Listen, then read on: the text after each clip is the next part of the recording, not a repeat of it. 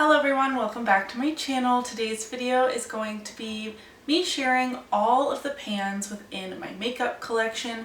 This will include face products as well as eyeshadows, so if you're interested in seeing a whole bunch of satisfying pans, then keep on watching.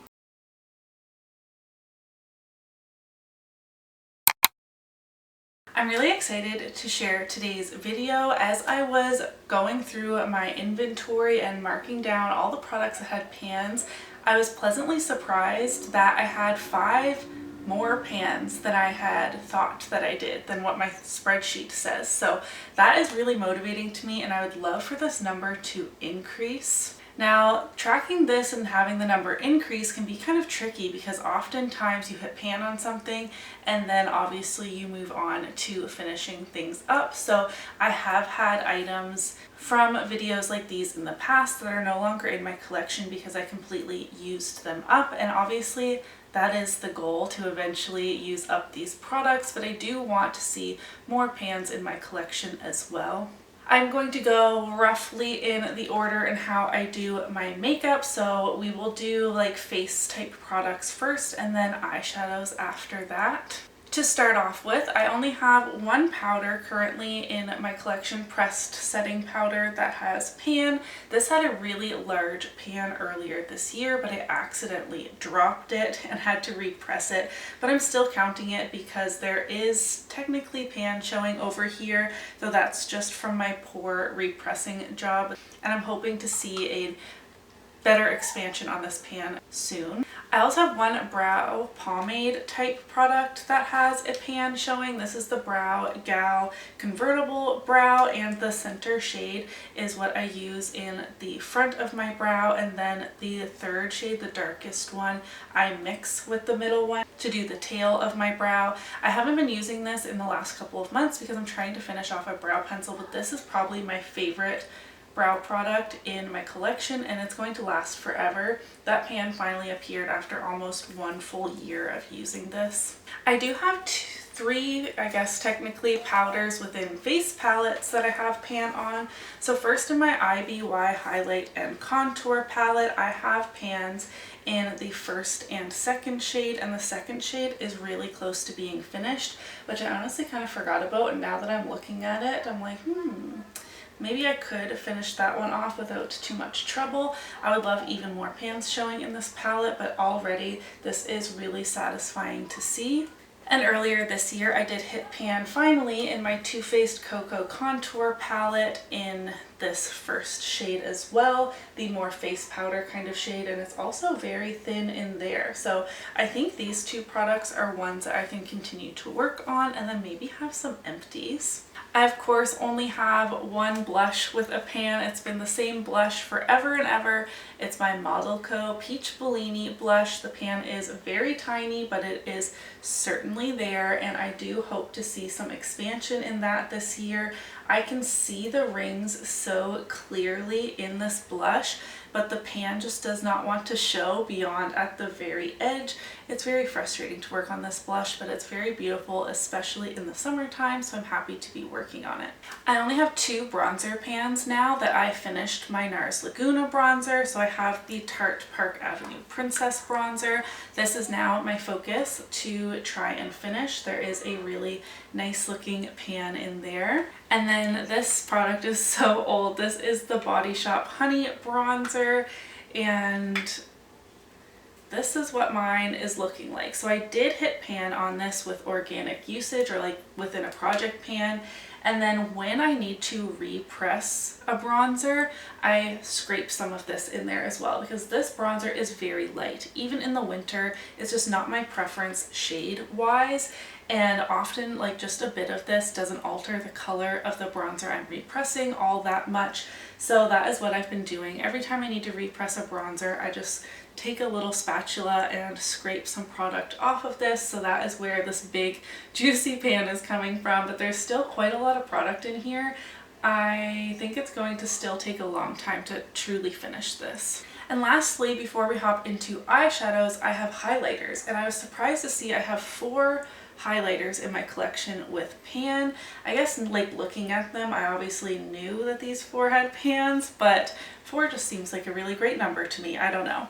First, I have my Becca Champagne Pop highlighter, which is one of my very oldest. My packaging is starting to get like that gross stickiness to it. I think I need to put some rubbing alcohol on it, but I have just a very small pan. Despite this taking me over 100 uses to reach that pan, it certainly wasn't dug down with a, inner corner highlight brush or anything like that. I am just very light-handed when it comes to highlighter, so this took a really, really long time. This is one I want to see expanded hopefully this year. Next, another very old product. This is from Physicians Formula. This is the Mineral Glow Pearl in the shade Beige Pearl. This is a really beautiful highlighter on more of the natural side. I really like the beige tone of this as well, which I don't know. I feel like I usually stick towards more champagne-y or peachy highlighters for my skin tone, but I really enjoy this more cooler toned beige color as well. And there is actually a really decent sized pan in this product. Last year, 2023, I hit pan in my ColourPop Smoke and Whistles Super Shock highlighter. This took over 90 uses. I've now used this highlighter over 100 times, which feels really good. There is a giant crater in here, and then of course a shiny pan in the center. This is my most favorite fair skin highlighter. My skin tone fluctuates very greatly in like foundation shades from the dead of winter to the middle of summer.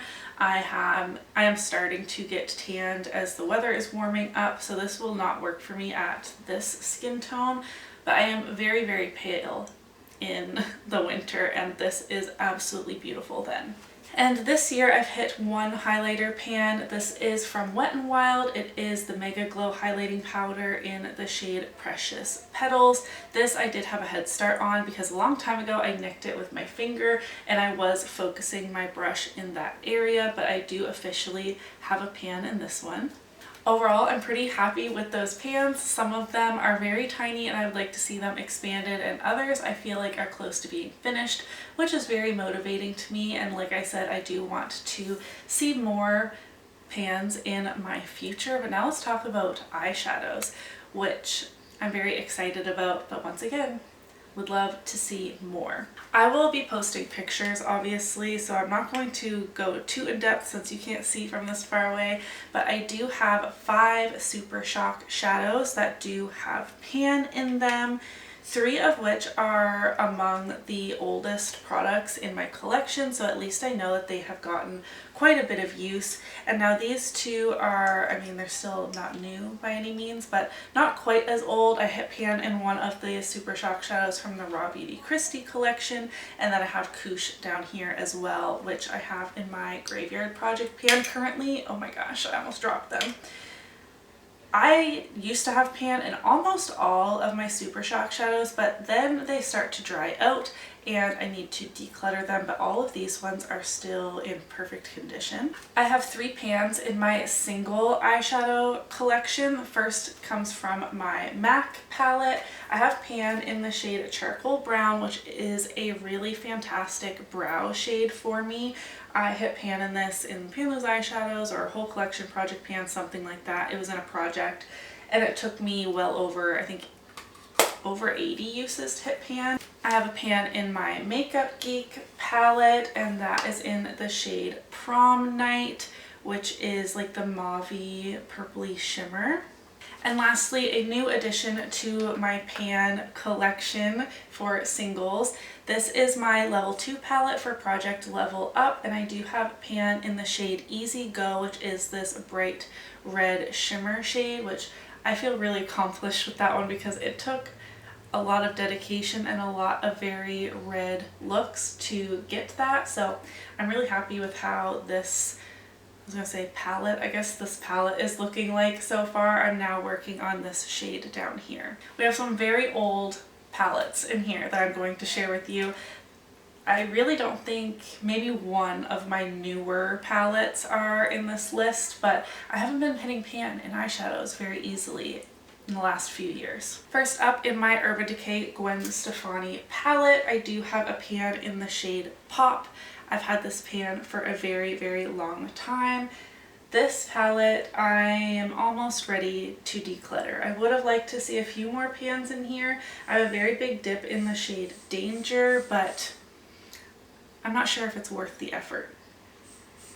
Oh, and it is starting to smell like old makeup, which is not a good sign. Next up, I have two very old Wet n Wild palettes. First, I have my Walking on Eggshells trio, and I have two pans, 2 of 3, in this little trio here. I feel like without much trouble, I could hit the third pan. And I also don't think it would be very hard to see some pan expansion either. And then I have the old Comfort Zone. I almost said Walking on Eggshells again. Comfort Zone palette. And I do have a good sized pan. There goes the applicator. In the green shade here, which is the second eyelid shade. They don't really have names. Next up, my Winky Lux Kitten palette. This again took me a very long time and a lot of dedication to hit pan on the shade Duchess, which is the matte cream shade. I have 3 exciting pans in my Tartelette Toasted palette. These are new from the last year or so. I have a pan in the shade S'more, Warmth, and Cozy. I worked so hard on this both last year and the very beginning of this year, and I've really grown to fall back in love with this palette. And 5 amazing pans in my ABH Modern Renaissance palette. Once again, I have continued to work on this palette bit by bit. I am trying to finish off the first shade in the palette right now. It's in a project, and I hit a new pan this year in Golden Ochre, and once again I would love to just continue to pick away at this palette.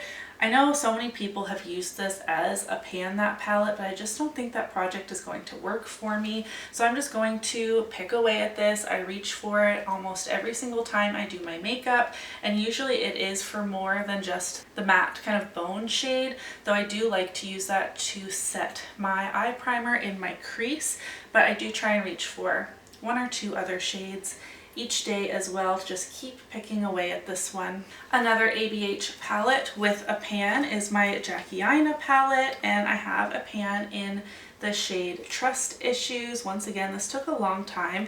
I thought it would be one of my favorite shades in the palette, but it certainly is not. It has a very strong like yellow base to it that didn't quite go with all of the looks I was thinking that it would, and I really don't have that many dips in this palette despite having used it so many times. I feel like the formula in this one is definitely different, or maybe it's just not as old as the Modern Renaissance. I only have pan in 2 of my ColourPop palettes, which is quite shocking because I have a lot of ColourPop palettes and I reach for them very often. First, I have ColourPop Dream Street in collaboration with Kathleen Lights, and I hit pan in the shade Shooting Star. I don't think that was in a project. I think I just constantly reach for that for my crease. It is a beautiful, like neutral, leaning a bit warm brown that just worked perfectly in my crease. And I just continued to reach for it, and then once obviously I saw that there was quite a dip forming, I just kept using it and kept using it, and even still that pan continues to expand because I really love that shade a lot. I love this palette a lot. I'll be very sad when it's officially time to say goodbye. And then I have a pan in my Lilac You a Lot palette, which is kind of cheating because this shade kept crumbling, and no matter how many times I repressed it, it was just still very flaky, and that is the shade Cloud. It is a very beautiful color, but the shadow itself is just not pressed in there very well, and so it just kind of kept poofing away every time I used it, and I eventually did hit a pan in here. 2 palettes that are very bright in color and were frequent flyers in my pan, those eyeshadows when I used to do that project. First, I have my Ultimate Brights palette from NYX, and the only shade I was successful in hitting pan in was this hot pink shade, though many shades in this palette continued to be pulled into that project. The pink was just very dusty, I guess, and I do have some dips in here, but I really don't reach for this palette very much. And then I have 3 pans in my BH Cosmetics Take Me Back to Brazil palette. These pans are very tiny. They're not that hard to hit pan on, and this, obviously having so many shades, got randomly generated quite often. I have a pan in the light pink shade and then these 2 greens here, and shockingly I really like this palette. Is it the most fantastic rainbow palette I have in my collection? Certainly not, but I think this is a great beginner palette, and these were both, I got them at the same time, kind of my introduction to rainbow palettes, to color, and now I have so many colorful options in my collection because I love playing with color, although I have kind of a muted purpley kind of look on today, but this is great for beginners. I still reach for it from time to time when I need a very specific color. And lastly, the newest pan in my collection that I hit this year is from my Odin's Eye and Angelica Hella palette. I love this palette, I love Angelica, and I did hit pan in the shade Double Sided, which took a very long time, let me tell you. I love this palette. It is one of my very favorites in my collection. I love the combination of pink and green, and the quality in here is so good, and I'm happy to have 1 pan and some good usage going on some other shades as well. So in total, I have 41 pans in my collection, and I thought I only had 35. No, 36. So that's 5 extra pans than I thought that I had, which is very exciting. Now I also noticed only 12 of my eyeshadow palettes, like pre-made, I didn't count my singles, only 12 of my eyeshadow palettes, which I have 90, have pan, which that's a bit disappointing. So I'm wondering if I should maybe focus a bit more on like pan in every palette. I don't know. I'm already thinking of goals for 2025 because I'm quite set and happy with the goals I set for myself for 2024. But looking ahead in the future, maybe that is a project I can do next year. Let me know what you think of that. If you made it so far, I thank you so much for watching today's video. Give it a thumbs up if you enjoyed it, and leave me a comment down below letting me know your most recent pan. I would love to know that. And I will see you in my next video. Bye!